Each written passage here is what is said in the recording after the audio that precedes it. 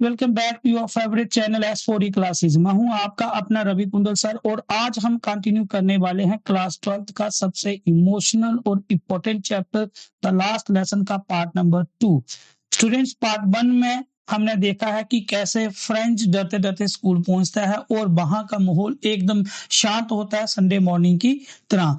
M हेमुल जो French का teacher है उसने आज बिल्कुल स्पेशल कपड़े पहने हुए जो वो इंस्पेक्शन वाले दिन पे पहनता है या फिर प्राइज डिस्ट्रीब्यूशन वाले दिन पे पहनता है। जिन बच्चों ने वीडियो का पार्ट 1 नहीं देखा है उनसे रिक्वेस्ट है कि वो पार्ट 1 देख लें और देन इस पार्ट को कंटिन्यू करें। ठीक है, तो चलिए आज की क्लास शुरू करते हैं और देखते हैं कि जब फ्रेंच से पार्टिसिपल्स के बारे में क्वेश्चंस पुट किए जाएंगे उसके टीचर के द्वारा तो वो क्या जवाब देता है।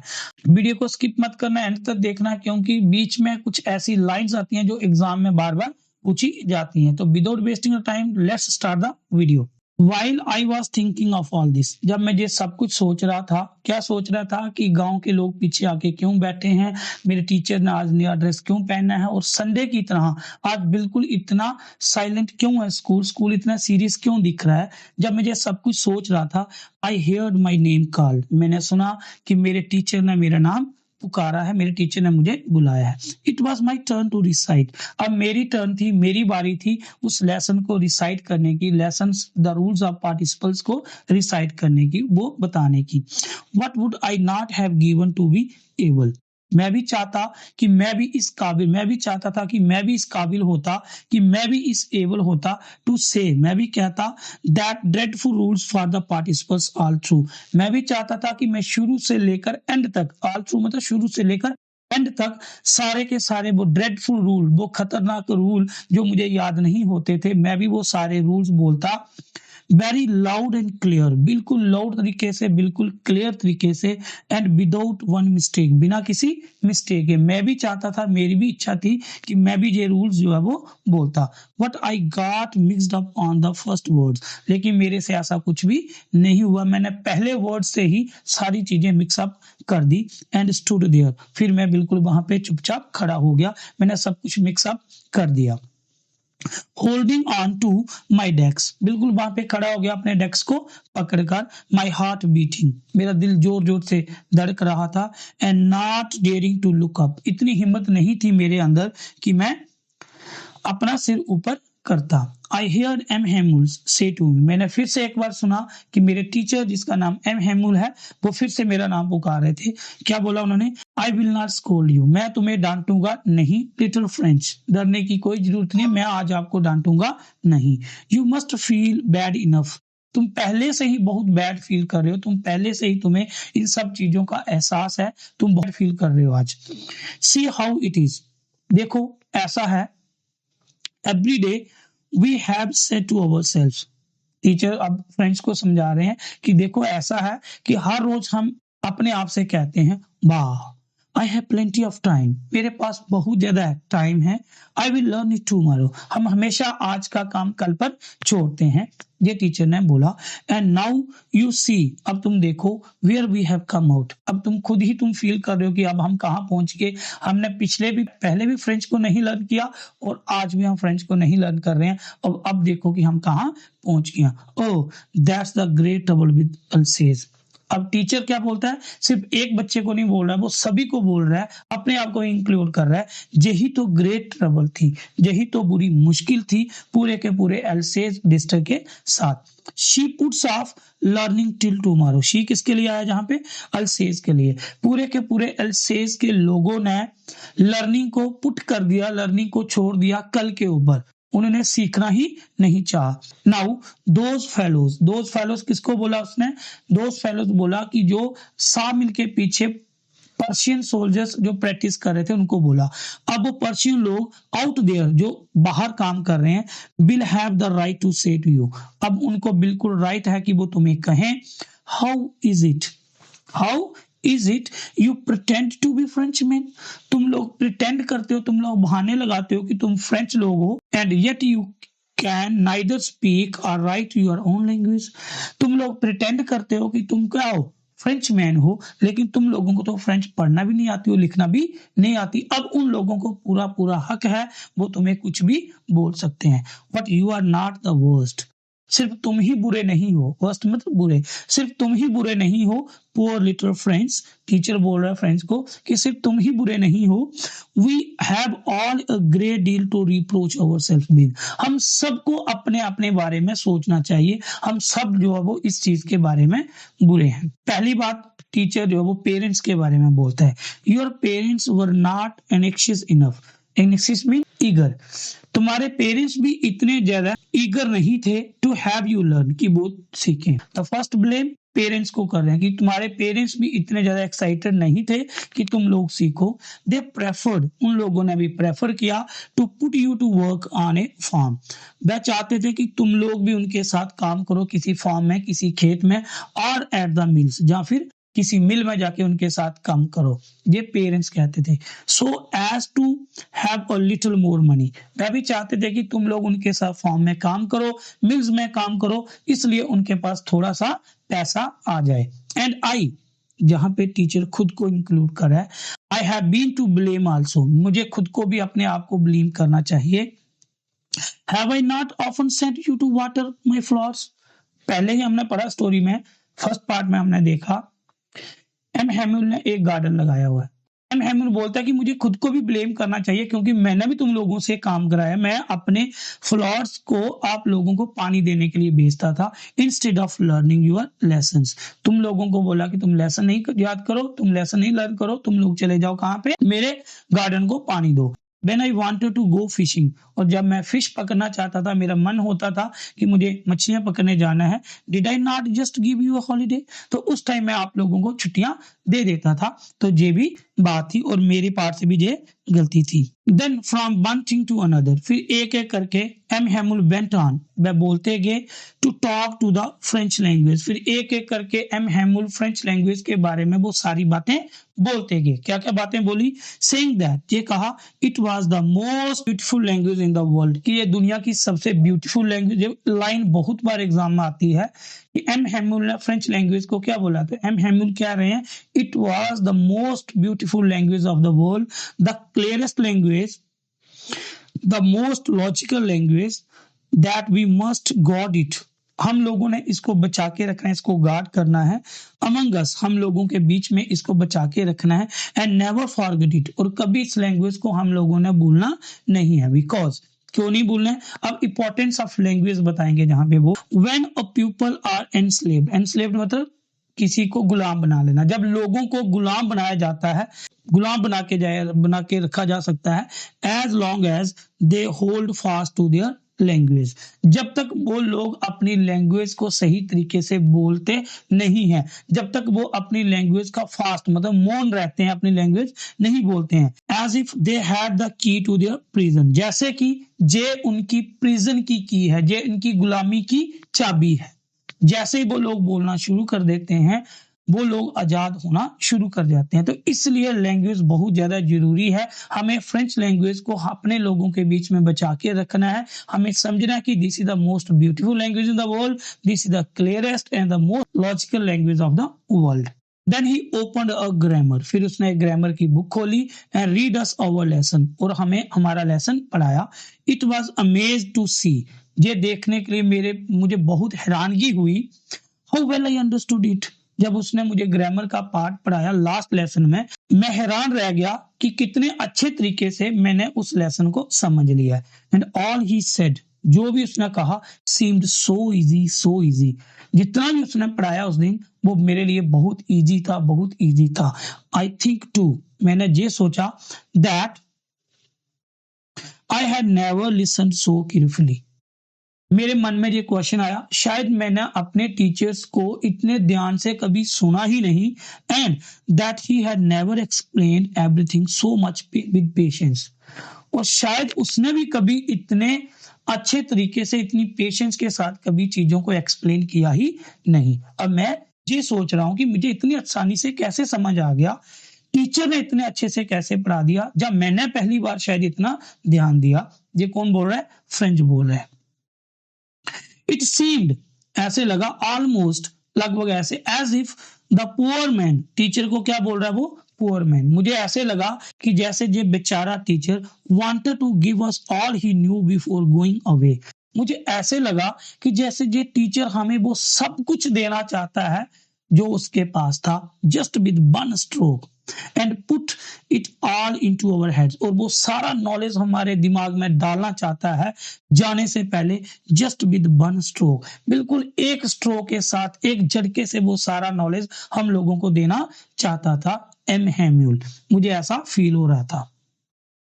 आफ्टर द ग्रामर, जब ग्रामर का लेसन खत्म हुआ, we had a lesson in writing. Grammar के बाद हम लोगों का राइटिंग का लेसन था। दैट डे, उस दिन M Hamel had new copies for us, हमारे लिए वो कुछ न्यू कॉपीज लेके आया था। कॉपीज का मतलब जहाँ पे नोटबुक भी हो सकती है, और कॉपीज का मतलब फोटो स्टेट किए हुए कुछ पेज भी हो सकते हैं। Written in a beautiful round hand, जिनके ऊपर बहुत अच्छे तरीके से लिखा था। क्या लिखा था? France Alsace, France Alsace. ये लफ्ज जो वो कॉपीज के ऊपर ऑलरेडी लिखे हुए थे, जिसके ऊपर हम लोगों को उसने लिखने के लिए कुछ दिया। They looked like little flags floating everywhere in the school room. ऐसे लग रहे थे कि वो पेज ऐसे हैं जैसे हमारे अल्सेज के छोटे छोटे फ्लैग्स हैं, वो पूरे कमरे में लगे हुए हैं, ऐसे लग रहा था जी। ठीक। Hung from the rod at the top of our desk, desk के ऊपर एक छोटी छोटी सी रॉड थी, और ऐसे लग रहा था उस रॉड के ऊपर ये पेजेस जो है वो लगा दिए, बिल्कुल फ्लैग की तरह लग रहे थे। You are to have seen how very one set to work, जब आप देखोगे तो जब ये सब कुछ हुआ तो ऐसे लग रहा था कि you are to have seen, आप लोगों को देखना चाहिए, how everyone set to work, हर कोई कैसे आसानी से काम करना शुरू कर दिया उस दिन, and how quite it was, ऐसे फील हो रहा था कि जैसे हर कोई अपने काम में बिजी था और बिल्कुल क्वाइट था, कोई वहां पे शोर शराबा नहीं था।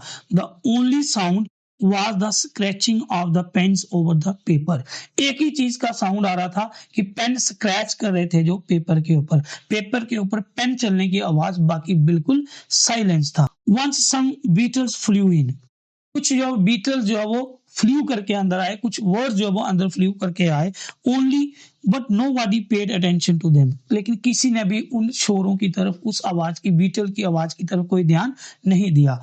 No not even the littlest one, जहां तक कि छोटे छोटे बच्चों ने भी उस बात के ऊपर ध्यान नहीं दिया।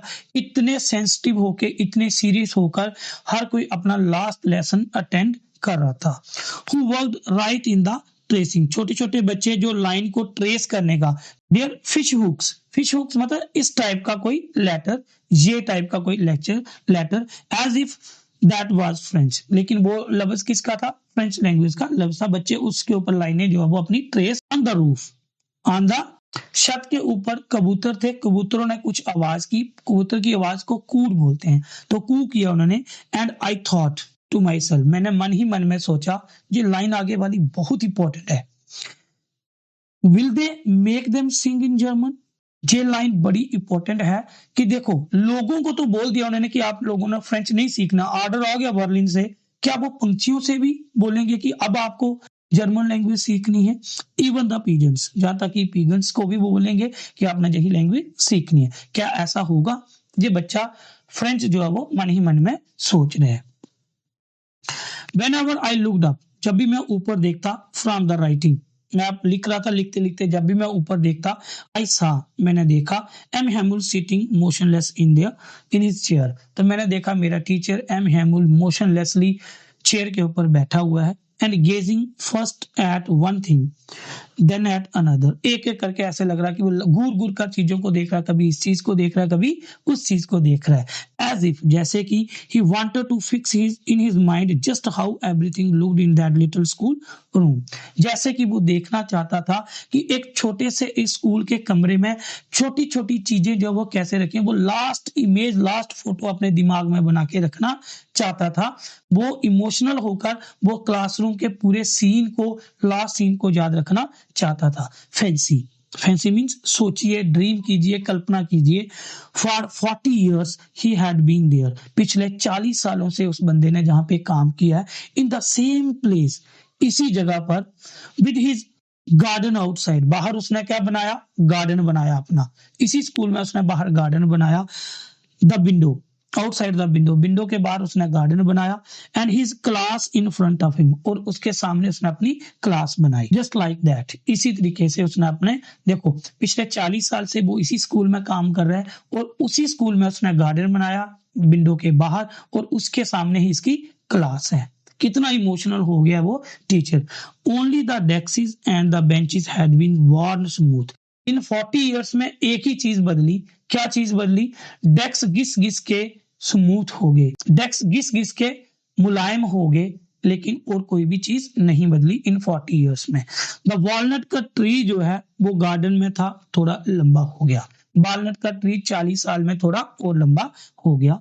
And the hop vine, hop vine मतलब एक बेल उसने लगाई थी, that he had planted himself twined about the windows to the roof. एक बेल लगाई थी उसने, होपबाइन लगाई थी, जिसको उसने खुद अपने हाथों से प्लांट किया था, और वो बेल, वो वाइन कहां से? विंडो से होते तक अब वो रूफ तक पहुंच गई इन 40 इयर्स में। How it must have broken his heart to leave it all. अब उसका दिल कितना टूट गया होगा कि अब वो इस चीज को छोड़ के जा रहा है। पुअर मैन, टीचर को बार बार बच्चा जो वो पुअर मैन बोल रहा है इमोशनल होके, क्योंकि टीचर बहुत ज्यादा इमोशनल हो गया। To hear his sisters moving about in the room above. अब नीचे वाले रूम में जो थे, ऊपर वाले रूम में उसकी सिस्टर, एम हैमुल की सिस्टर जो है वो उसके ट्रंक को पैक कर रही थी, क्योंकि अगले ही दिन उनको जाना था। अब ऊपर से वो डेस्क के खींचने की आवाज, जहां ऊपर से रूम के चलने की आवाज, पैकिंग देयर ट्रंक्स, वो अपने ट्रंक जो वो पैक कर रहे थे। For they must leave the country next day, क्योंकि अगले दिन उनको अल्सेस डिस्ट्रिक्ट छोड़ के चले जाना है। ही हैड द करेज, लेकिन एम हैमुल में इतनी हिम्मत थी, टू हियर एवरी लेसन, कि वो बच्चों से पूरा का पूरा लेसन सुनेगा, वेरी लास्ट, शुरू से लेकर लास्ट तक पूरा का पूरा लेसन सुनेगा। ये दिखाता है कि एम हैमुल को कल कंट्री छोड़ के जाना है, लेकिन स्टिल वो अभी भी अपना लास्ट लेसन बच्चों को डिलीवर कर रहा है, और एक एक बच्चे को खड़ा करके उनसे लेसन सुन रहा है। ये दिखाता है कि एम हैमुल कितना ड्यूटीफुल पर्सन था। ओके, आफ्टर द राइटिंग के बाद we had a lesson in the history, हमारी हिस्ट्री की क्लास हुई। And then the babies chanted their बा बे बी बाबू, ये फ्रेंच लैंग्वेज के वो लेटर्स बच्चों ने चांट किए, वो मंत्र उच्चारण किए, जो भी लेसन थे उनके वो उन्होंने उच्चारण किए। Down there at the back of the room, नीचे वही कमरे के लास्ट में पीछे ओल्ड हाउसर, वही पुराना सर्वेंट जो गांव का आया हुआ है, had put on his specs, उसने अभी भी अपनी बड़ी बड़ी स्पेक्स पहनी हुई है, एंड होल्डिंग हिज प्राइमर, और वही उसने प्रिंटेड पेज प्राइमर वो पकड़ा हुआ है, इन बोथ हैंड्स, दोनों हाथों में वो पेज पकड़ा हुआ है, spelled the letters with them, और वो पूरे के पूरे लेटर्स उन बच्चों के साथ पढ़ रहा है, वो स्पेल्ड कर रहा है। यू कुड सी दैट, तुम लोग देख सकते हो, ही टू वाज क्राइंग, वो हाउसर भी रो रहा था। आप लोग समझ सकते हो कि कितना इमोशनल सीन है, ठीक, कि वो हाउसर भी रो रहा है। His voice trembled with emotions, उसकी आवाज कांप रही है इमोशंस की वजह से, भावनात्मक तरीके से उसकी आवाज इमोशनल होके कांप रही है। And it was so funny, और उसकी आवाज अब सुनने में इतनी अच्छी नहीं लग रही थी, हमारे लिए वो फनी था। To hear him that we all wanted to laugh and cry, क्योंकि उसको सुनकर हम लोग भी हंसना शुरू कर रहे थे, जहां रोना चाहते थे। हंसना क्यों? उसकी आवाज सुन के। रोना क्यों? That was the last lesson. Oh how well I remember that, मैं आज भी, मुझे वो कैसी चीजें याद है, दैट लास्ट लेसन। ये फ्रेंच बोल रहा है कि मुझे आज भी वो लास्ट लेसन पूरा का पूरा याद है। All at once the church clock struck 12, अचानक चर्च की घड़ी पे 12 बजने का सायरन आ गया, वो आवाज आ गई। Then the Angelus, at the same moment, उसी पल, the trumpets of the Persians, Persian का बैंड बाजा भी बजना शुरू। जैसे ही चर्च की घड़ी पे 12 बजे, जोर जोर से पर्शियन ने अपने ड्रम्स, अपना वो ट्रम्पेट बजाना, विक्ट्री वाला साइन, वो विनिंग साइन के जो साउंड था वो बजाना शुरू कर दिया। रिटर्निंग फ्रॉम द ड्रिल, जो अपने ड्रिल से वापिस आ रहे थे, अपने ड्रिल कर रहे थे ना वो सा मिल के पीछे, तो वहां से वो वापिस आ रहे थे, वो अपना ड्रम वगैरह बजा रहे थे। साउंडेड अंडर आवर विंडोज, जो हमारी विंडो के नीचे से उनकी आवाज आ रही थी। एम हैमुल स्टूड अप, मेरे टीचर एम हैमुल खड़े हो गए। वेरी पेल, अब उनके चेहरे पर वो रौनक बिल्कुल भी नहीं है। इन हिज चेयर, अपनी चेयर से वो उठ गए। आई नेवर सा हिम लुक सो टॉल, मैंने आज से पहले उनको कभी इतना लंबा नहीं देखा, मतलब इतना इमोशनल मैंने उनको कभी नहीं देखा या इतने ध्यान से मैंने उनको कभी नहीं देखा। अब क्या बोलते हैं वो, माय फ्रेंड्स सेड ही, उसने कहा I what something choked him. Teacher ने बोला माय फ्रेंड्स आई। अब इससे आगे उनसे बोला ही नहीं गया, उनके गले में चोक्ड हो गया, गले से आवाज निकलना बंद होगी, इतने इमोशनल हो गए। He could not go on, इससे आगे वो कुछ बोल ही नहीं पाए। Then he turn to the blackboard, फिर वो ब्लैक बोर्ड की तरफ मुड़े। टुक ए पीस ऑफ चौक, चौक का एक छोटा सा पीस लिया, and bearing on with all his might, पूरी हिम्मत के साथ, पूरी ताकत के साथ, he wrote a large as good, जितना वो लिख सकते थे इतना बड़ा उन्होंने लिखा। क्या लिखा, विवे ला फ्रांस। विवे ला फ्रांस मीन्स ये एक फ्रेंच लैंग्वेज का वर्ड है जिसका मतलब long live France. Then he stopped and leaned his head against the wall, इतना कुछ लिखने के बाद वो रुक गए और अपना सिर दीवार की तरफ करके, नीचे करके, लीन होके, झुक कर खड़े हो गए दीवार के साथ। एंड विदाउट ए वर्ड, बिना किसी वर्ड के, he made a gesture to us, हमें एक gesture दिया, एक हमें expression दिया, with his hand, हाथ के साथ ऐसे बाय किया। school is dismissed, school dismissed, you may go now, अब तुम लोग जा सकते हो।